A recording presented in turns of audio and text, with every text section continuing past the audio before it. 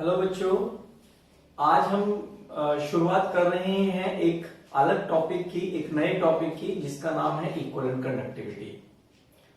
यदि हम दो सॉल्यूशन के कंडक्टेंस को कंपेयर करना चाहें तो उसके लिए हमें दो चीजें बड़ी जरूरी हैं। वो है, एक तो इक्वल वॉल्यूम होना चाहिए दोनों सॉल्यूशन का, और total charge produced by all the ions that also must be equal। Total charge भी इक्वल होना चाहिए। अब दो सॉल्यूशन का वॉल्यूम तो हम इजीली इक्वल कर सकते हैं, चार्ज फिर कैसे इक्वल करें? चार्ज इक्वल कर सकते हैं यदि हम उनके ग्राम इक्विवेलेंट वेट्स को कंसिडर करें। ऐसे सॉल्यूशन के कंडक्टेंस को हम इक्विवेलेंट कंडक्टिविटी कहते हैं। इसलिए इक्विवेलेंट कंडक्टिविटी, जिसको हम लैम्डा EQ से रिप्रेजेंट करते हैं, it is defined as the conductance produced by all the ions obtained from 1 gram equivalent of the electrolyte when dissolved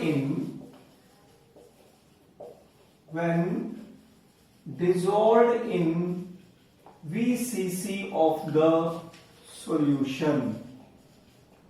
यानी जब VCC ऑफ द सॉल्यूशन में आपने 1 ग्राम इक्विवेलेंट इलेक्ट्रोलाइट का डिसॉल्व किया है, उससे जितने आयंस आपको मिलेंगे उन सभी का जो कंडक्टेंस होगा वो इक्विवेलेंट कंडक्टिविटी कहलाएगा।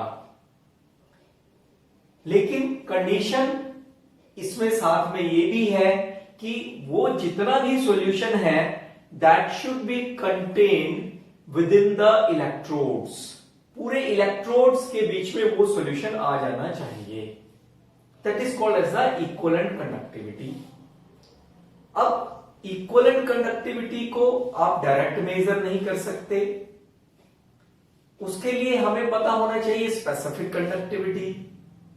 तो अब ये देखते हैं कि स्पेसिफिक कंडक्टिविटी और इक्विवेलेंट कंडक्टिविटी में क्या रिलेशन है। कंसिडर ए रेक्टेंगुलर बॉक्स जिसकी जो दो ऑपोजिट वॉल्स हैं they are made up of the metal. Suppose वो मेटल की बनी हुई है इस टाइप से, एंड द वन इनमें जो डिस्टेंस है इन वॉल्स के बीच में, मेटल वॉल्स के बीच में, एक जो सामने वाला फेस है और एक इसके जो ऑपोजिट फेस है, इनमें जो डिस्टेंस है वो 1 सेंटीमीटर है। ये भी 1 सेंटीमीटर है। ये जो वॉल्यूम है दिस इज 1 सेंटीमीटर क्यूब। ये जो मेटल प्लेट्स हैं इनको यदि हम ऐसे करें तो ये दो इलेक्ट्रोड्स का काम कर रही है। अब 1 gram equivalent of the electrolyte is dissolved in 1 cc of the solution। Now, what should be the conductance? अब देखिए, हमें पता है specific conductivity is equal to conductance into cell constant। ये हम रिलेशन कर चुके हैं। यहां पर देखिए, जो लेंथ ऑफ द कंडक्टर है, यानी distance between the two metal plates, that is 1 centimetre, and area of cross section, area कितना है 1 centimetre square. That is why specific conductivity is equal to conductance. एक बात तो ये हो गई कि जो कंडक्टेंस है वो स्पेसिफिक कंडक्टिविटी के इक्वल है। अब क्योंकि हमारे पास जो टोटल वॉल्यूम प्रोड्यूस है, total volume that contain the 1 gram equivalent of the electrolyte, this is 1 centimeter cube। That is why जो कंडक्टेंस होगा also equal to the equivalent conductivity. Conductance अब इक्विवेलेंट कंडक्टिविटी के इक्वल हो गया।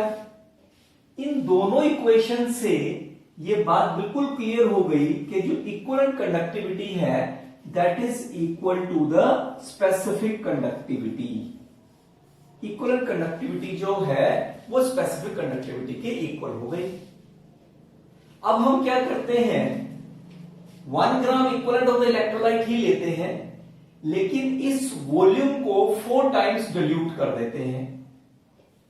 अब जब हमने वॉल्यूम को 4 टाइम्स डिल्यूट कर दिया, नाउ जो कंडक्टेंस है इन सेकेंड केस, जो कंडक्टेंस है that should be the 4 times of the conductivity हो जाएगा, क्योंकि वॉल्यूम 4 टाइम इंक्रीज कर गया।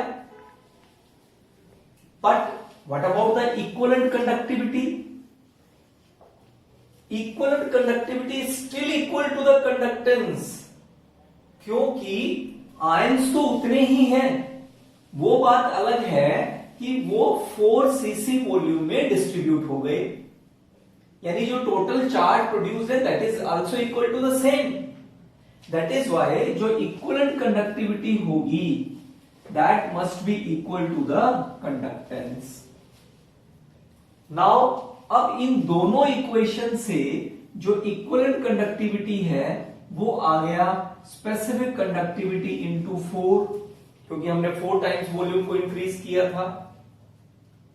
अब यदि हम इसी वॉल्यूम को v cc वॉल्यूम तक इंक्रीज कर दें, तो फिर जो इक्विवेलेंट कंडक्टिविटी है वो क्या हो जाएगी, specific conductivity into v cc of the solution. अब यदि सॉल्यूशन की कंसंट्रेशन C ग्राम इक्विवेलेंट्स पर लीटर है, जो हमारा इलेक्ट्रोलाइट है उसके सॉल्यूशन की कंसंट्रेशन C ग्राम इक्विवेलेंट है पर लीटर ऑफ द सॉल्यूशन है, यानी C ग्राम इक्विवेलेंट पर 1000 सीसी ऑफ द सॉल्यूशन, ऐसे कह सकते हैं। लेकिन हमने अकॉर्डिंग टू डेफिनेशन क्या करना है, 1 gram equivalent of the electrolyte हमें चाहिए। तो 1 ग्राम ऑफ द इलेक्ट्रोलाइट कितने वॉल्यूम में होगा, that can be calculated from by this. 1 में से कितना होगा, 1000 divided by C gram equivalent of the electrolyte. Now जहां पर हमारा वॉल्यूम है उस वॉल्यूम की जगह पर अब आप ये वैल्यू पुट कर दीजिए। सो इक्विवेलेंट कंडक्टिविटी फिर किसके इक्वल आ जाएगी, equivalent conductivity is equal to specific conductivity into 1000 by the C gram equivalent of the electrolyte. और number of gram equivalents present per litre of the solution क्या होता है, that is normality. So this C can be replaced by the normality. So now the formula to determine the equivalent conductivity now becomes equal to the specific conductivity into 1000 by the normality. Now what are the units of equivalent conductivity? It can be easily calculated. देखिए यहां पर specific conductivity क्या unit होते हैं, conductance के unit होते हैं ohm inverse, और स्पेसिफिक कंडक्टिविटी के ohm inverse centimetre inverse into normality gram equivalents per 1000 CC of the solution, यानी डिवाइडेड बाय सीसी। तो यहां पर ऊपर आ गया सेंटीमीटर क्यूब, उसको ऊपर ले गए। जब इसको सॉल्व करेंगे तो ये यूनिट आ गए ओम इनवर्स सेंटीमीटर स्क्वायर पर इक्विवेलेंट। ये यूनिट्स आ गए हमारे पास किसके, इक्विवेलेंट कंडक्टिविटी के। देखते हैं मोलर कंडक्टिविटी। जैसे हमने इक्विवेलेंट कंडक्टिविटी डिटरमिन की है, बिल्कुल वैसे ही हम डिटरमिन करते हैं मोलर कंडक्टिविटी। सो मोलर कंडक्टिविटी फिर क्या हुआ, यदि हम इसकी सीधी डेफिनेशन की बात करें, so molar conductivity defined as the total conductance produced by the ions which are obtained from 1 mole of the electrolyte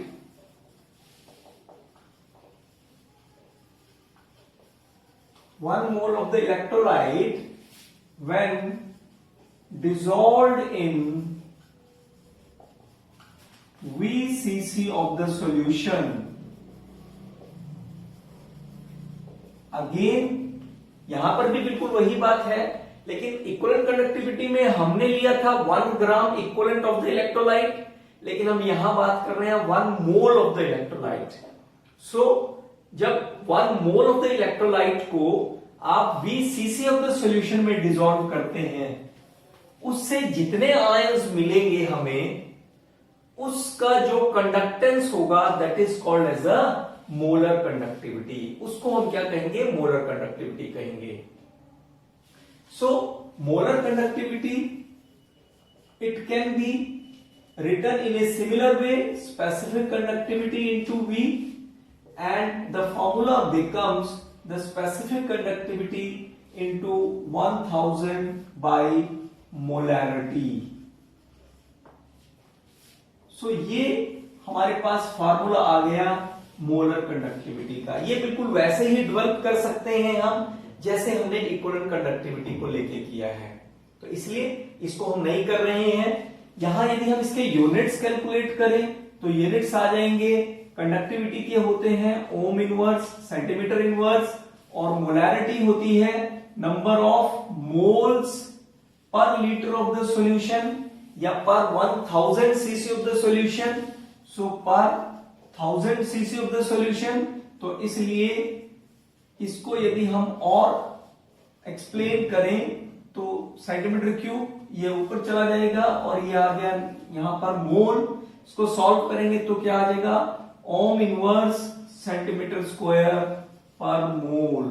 ये यूनिट्स आ गए हमारे पास मोलर कंडक्टिविटी के. तो इस तरीके से हमने यहां पर अभी देखा है डेफिनेशन ऑफ इक्विवेलेंट कंडक्टिविटी, जिसको मैंने बताया कि इसको कैसे डेवलप किया गया है, उसका फिर फॉर्मूला, और इसी तरह से मोलर कंडक्टिविटी डेफिनेशन और फॉर्मूला. अब देखते हैं कि how can we measure the conductance, specific conductivity, equivalent and molar conductivity. अब हम करेंगे next topic, how can we measure the electrolytic conductance, conductivity, equivalent conductivity and molar conductivity. यहां तक हमें ये चारों टर्म्स पता है. कंडक्टेंस का भी पता है, कंडक्टिविटी का भी पता है, इक्विवेलेंट कंडक्टिविटी का भी, मोलर कंडक्टिविटी का भी. बट हम उनको डिटरमिन कैसे करें? आप यहां ये डायग्राम देख रहे हैं. आपको पता है, इससे पहले कि मैं इस डायग्राम के बारे में बात करूं, आपको पता है कि जो कंडक्टेंस होता है that is reciprocal to the resistance. Conductance जो होता है that is reciprocal to the resistance. तो इसलिए यदि हम जिस कंडक्टर का हमें कंडक्टेंस निकालना है, यदि हम उसका रेजिस्टेंस निकाल लें तो कंडक्टेंस इजीली डिटरमिन कर सकते हैं. तो उसी लिए हमने क्या किया है कि व्हीटस्टोन ब्रिज की फॉर्म में 4 हमने कंडक्टर्स को ज्वाइन किया है इस तरीके से, जिसमें R1 जो है वो वेरिएबल है, और R2 अननोन रेजिस्टेंस है, R3 और R4 ये भी नोन है. अब जब हमें when we reach to the null point means जब डिफ्लेक्शन गैल्वेनोमीटर में 0 हो जाती है, when there is no deflection in the galvanometer, ऐसा कह सकते हैं हम. at that stage, null point की स्टेज पर जो व्हीटस्टोन ब्रिज मेथड से जो रेजिस्टेंस होंगे that is in the ratio of R1 by R2 is equal to R3 by R4. So, by knowing the R1, R3 and R4, we can easily determine the R2. यहां से हम ये जो unknown resistance है इसको easily determine कर सकते हैं. और जब रेजिस्टेंस आ गया हमारे पास तो इजीली उसका रेसिप्रोकल हम करेंगे तो कंडक्टेंस आ जाएगा. But still there is a problem. हमें किसी मेटालिक वायर का तो कंडक्टेंस निकालना नहीं है, हमने निकालना है सॉल्यूशंस का। तो ये कैसे प्रॉब्लम सॉल्व करें? ये प्रॉब्लम हमने सॉल्व की है कंडक्टिविटी सेल लेके। ये डिफरेंट टाइप के हम कंडक्टिविटी सेल ले सकते हैं। यहां जो हम ये मेथड ले रहे हैं ये डिपिंग मेथड ले रहे हैं। यहां पर हमने दो प्लैटिनम वायर के साथ प्लैटिनाइज्ड इलेक्ट्रोड्स को हमने कनेक्ट किया है और उसको इलेक्ट्रोलाइट के सॉल्यूशन में हमने डाल दिया है। ये इलेक्ट्रोलाइटिक सॉल्यूशन है।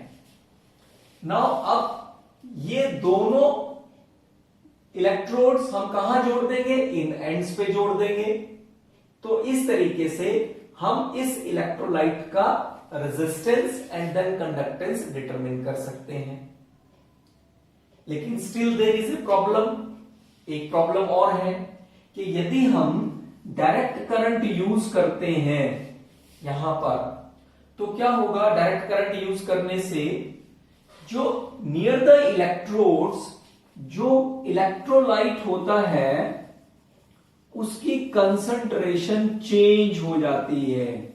The concentration of the electrolyte near the electrode gets changed. This is called as a polarization effect. इसको हम पोलराइजेशन इफेक्ट कहते हैं। फिर इसको खत्म करने के लिए क्या करें? इसको खत्म करने के लिए हमने अल्टरनेटिंग करंट इस्तेमाल करना है, एसी इस्तेमाल करना है। ऑडियो फ्रीक्वेंसी रेंज में ये हम लोग जनरली करते हैं, जो होती है 550 टू 5000 साइकिल्स पर सेकेंड, इस रेंज में होती है। और उसके लिए फिर नल पॉइंट को डिटेक्ट करने के लिए यहां पर हम ईयरफोन की हेल्प लेते हैं, क्योंकि गैल्वेनोमीटर भी फिर यूजलेस हो जाता है। तो इस तरीके से हम किसी भी इलेक्ट्रोलाइट का कंडक्टेंस, पहले resistance and then conductance easily determine कर सकते हैं। अब जब कंडक्टेंस हमने कैलकुलेट कर लिया, then how can we calculate the conductivity? We know that conductivity, that is kappa, is equal to conductance into L by A. This is called as a L by A is called as a cell constant. इसको कहते हैं cell constant और G क्या है? Conductance है। और देखिए जब रेजिस्टेंस हमारे पास आ गया तो रेजिस्टेंस का रेसिप्रोकल कंडक्टेंस, यानी कंडक्टेंस की वैल्यू हमें पता है L, distance between the electrodes. This will give, ये जो डिस्टेंस होगा इन इलेक्ट्रोड्स के बीच में, that will give the value of L। और A क्या होगा? Area of cross section of these electrodes. A की वैल्यू भी हमें पता चल गई। हाँ, ये बात जरूर है, ये बात ध्यान देने वाली है कि एक कंडक्टिविटी सेल के लिए L by A की वैल्यू कांस्टेंट होती है। इसलिए हम एक कंडक्टिविटी सेल के इसको हम कांस्टेंट मानते हैं, इस वैल्यू को। That is why this is called as a cell constant. इसलिए इसको सेल कांस्टेंट कहा गया है। तो यहां से जब L की वैल्यू पता चल गई, A की वैल्यू पता चल गई, तो we can determine the specific conductance, that is conductivity. इसके बाद फिर इक्विवेलेंट कंडक्टिविटी। इक्विवेलेंट कंडक्टिविटी का फॉर्मूला अभी हमने लिखा था, that is specific conductivity into 1000 by normality.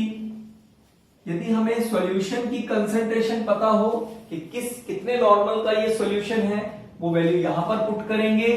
Conductivity हमारे पास यहां से आ गई and that can give the equivalent conductivity. इसी तरीके से मोलर कंडक्टिविटी कैसे डिटरमिन करेंगे? Specific conductivity into 1000 by molarity. यदि हमें सॉल्यूशन की कंसंट्रेशन मोलैरिटी में पता हो तो वो हम यहां पर मोलैरिटी रखेंगे। नॉर्मेलिटी में पता हो तो भी we can change it into the molarity. तो यहां पर ये वैल्यू रखेंगे। स्पेसिफिक कंडक्टिविटी की वैल्यू यहां से हमें पता चल गई, that will give the molar conductivity. That's how we can determine the conductance, conductivity equivalent conductivity and molar conductivity. देखते हैं कुछ न्यूमेरिकल्स इन्हीं पर बेस्ड। फर्स्ट न्यूमेरिकल है specific conductivity of 0.12 normal solution. ये नॉर्मेलिटी दी हुई है सॉल्यूशन की ऑफ एन इलेक्ट्रोलाइट इज 0.024 पर ohm per centimetre. Determine the equivalent conductivity. पहले तो इस टाइप के न्यूमेरिकल सॉल्व करने के लिए आपको जो कुछ भी दिया हुआ है उसको लिखिए, फिर जो निकालना है उससे रिलेटेड फॉर्मूला लिखिए, एकदम क्वेश्चन आपका सॉल्व होता चला जाएगा। देखिए स्पेसिफिक कंडक्टिविटी के कापा जो हमें दिया हुआ है वो दिया हुआ है 0.024 पर ओम पर सेंटीमीटर। नॉर्मेलिटी दी हुई है सॉल्यूशन की 0.12 नॉर्मल। हमने निकालना क्या है, इक्विवेलेंट कंडक्टिविटी। सबसे पहले फॉर्मूला लिखते हैं इक्विवेलेंट कंडक्टिविटी का। Equivalent conductivity is equal to specific conductivity into 1000 by normality. ये तो बिल्कुल सीधा ही क्वेश्चन हो गया। स्पेसिफिक कंडक्टिविटी इज 0.024 इंटू 1000 और नॉर्मेलिटी हमें दी हुई है 0.12। इस तरीके से जब हम इसको कैलकुलेशन करेंगे तो ये आएगा 200 दैट इज पर ओम सेंटीमीटर स्क्वायर पर इक्विवेलेंट। ये सीधी वैल्यू आ गई। इसी तरह से थोड़ा सा एक और अलग टाइप का न्यूमेरिकल देखते हैं। The specific conductivity of n/50 solution, यानी जो नॉर्मेलिटी है हमें सॉल्यूशन की वो दी हुई है 1/50 n KCl सॉल्यूशन की, जिसकी specific conductivity that is given to be 0.002765 siemens per centimetre. Siemens means per ohm per centimetre. If the resistance हमें दिया हुआ है ऑफ द सेम सॉल्यूशन, उसी सॉल्यूशन का KCl सॉल्यूशन का, जब उसको सेल में हमने रखा है तो उसका रेजिस्टेंस आता है 2000 ओम। जैसे हमने व्हीटस्टोन ब्रिज में कंडक्टिविटी सेल यूज करके रेजिस्टेंस निकाला था, तो उस तरीके से हमारे पास जो रेजिस्टेंस आता है वो आता है 2000 ohm. Then what should be the cell constant? Cell constant हमने बताया सेल कांस्टेंट होता है L/A। ये हमने डिटरमिन करना है। अब सबसे पहले हमें ध्यान दें, यदि तो नॉर्मेलिटी हमें पता है, कंडक्टिविटी हमें पता है, R यानी रेजिस्टेंस हमें पता है, सेल कांस्टेंट हमें निकालना है। आपको पता है जो स्पेसिफिक कंडक्टिविटी होती है K, this is equal to conductance into cell constant. इसको आप ऐसे भी लिख सकते हैं G इंटू G स्टार। इसको G स्टार से भी हम लोग रिप्रेजेंट करते हैं सेल कांस्टेंट को। तो K स्पेसिफिक कंडक्टिविटी हमें दी हुई है 0.002765। कंडक्टेंस हमें नहीं दिया हुआ है, कंडक्टेंस की जगह पर क्या दिया हुआ है, रेजिस्टेंस। इसका रेसिप्रोकल कर दीजिए 1/2000 इंटू सेल कांस्टेंट। सो यहां से सेल कांस्टेंट आ जाएगा 0.00275 इंटू 2000। और जब आप इसको मल्टीप्लाई करेंगे तो ये अप्रोक्सीमेटली 2, 4 और 5, तो ये आएगा लगभग 5.5 पर सेंटीमीटर। इसके करीब आपका सेल कांस्टेंट आएगा। नेक्स्ट न्यूमेरिकल देखते हैं the resistance of a deci normal solution. यानी हमें जो नॉर्मेलिटी है वो दी हुई है डेसी नॉर्मल। डेसी नॉर्मल मतलब 10वां भाग 1/10 that is 0.1 m of an electrolyte in a conductivity cell was found to be 245 ohm। यानी रेजिस्टेंस जो है आपको वो 245 ओम दिया हुआ है। कैलकुलेट द इक्विवेलेंट कंडक्टिविटी, ये हमने कैलकुलेट करना है। If the electrodes in the cell were 2 centimetre apart, यानी जो L है वो 2 सेंटीमीटर है, any distance between the electrodes, and area of cross section is 3.5 square centimetre. तो इक्विवेलेंट कंडक्टिविटी हमने निकालनी है। इक्विवेलेंट कंडक्टिविटी हमें पता है specific conductivity into 1000 by normality होता है। नॉर्मेलिटी हमें पता है लेकिन स्पेसिफिक कंडक्टिविटी नहीं पता है। स्पेसिफिक कंडक्टिविटी का फिर फॉर्मूला यूज करेंगे। Specific conductivity is equal to conductance into cell constant. अब देखते हैं यहां से कंडक्टेंस क्या हमें दिया हुआ है, उसकी जगह पर रेजिस्टेंस पता है, यानी 1/245 आ गया, इंटू एल लेंथ कितनी दी हुई है 2 सेंटीमीटर, अपॉन एरिया कितना दिया हुआ है 3.5 square centimetre.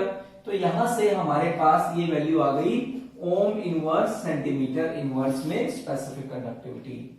Now put this value in this equation, so equivalent conductivity that is equal to specific conductivity. इसको जब हम कैलकुलेट करके रखेंगे, मैं यहां कैलकुलेट करके नहीं लिख रहा हूं, आप डायरेक्ट भी यूज कर सकते हैं। इट इज 1/245 इंटू 2/3.5 इंटू ये आ गई हमारी specific conductivity into 1000 divided by normality. Normality कितनी दी हुई है 0.1। सो इस तरीके से हम ये वैल्यू कैलकुलेट करके इक्विवेलेंट कंडक्टिविटी को निकाल सकते हैं। अब साथ ही साथ कैलकुलेशंस आप खुद करेंगे। मैं यहां पर एक और न्यूमेरिकल जल्दी से लेता हूं। ए solution with n/50 KCl solution, यानी KCl सॉल्यूशन है हमारे पास जिसकी नॉर्मेलिटी है n/50, shows A resistance of, इसका जो रेजिस्टेंस है वो है 550 ओम। The specific conductivity of n/50 KCl solution at this temperature is, specific conductivity हमें पता है 0.002768 per ohm per centimetre. Now ये वन कंडीशन है KCl के लिए।